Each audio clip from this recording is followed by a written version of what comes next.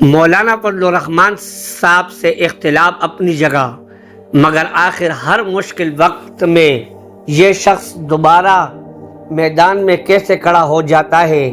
اس سوال کا جواب جاننے کے لیے ہمیں مولانا فضل الرحمان صاحب کے آج کو نہیں، ان کے پوری سیاسی سفر کو دیکھنا ہوگا۔ مولانا فضل الرحمان نے پاکستانی سیاست میں کئی دہائیے گزارے، حکومتیں بدلی، سیاسی اتحاد بدلے، حالات بدلے، لیکن ان کی سیاسی سرگرمیاں جاری رہی۔ کبھی وہ حکومت کے ساتھ نظر آئے، کبھی اپوزیشن میں، کبھی مذاکرات کی میز پر اور کبھی سڑکوں پر احتجاج کی قیادت کرتے ہوئے۔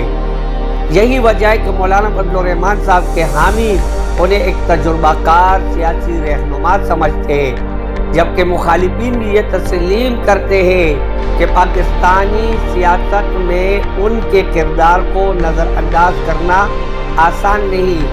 لیکن اصل سوال یہ ہے کہ کیا مولانا فضل الرحمان صاحب نے ایک سیاستدان ہے یا ان کے پیچھے ایک ایسی سیاسی تنظیم بھی ہے جو مشکل ترین حالات میں بھی ان کے ساتھ کھڑی رہتی ہے؟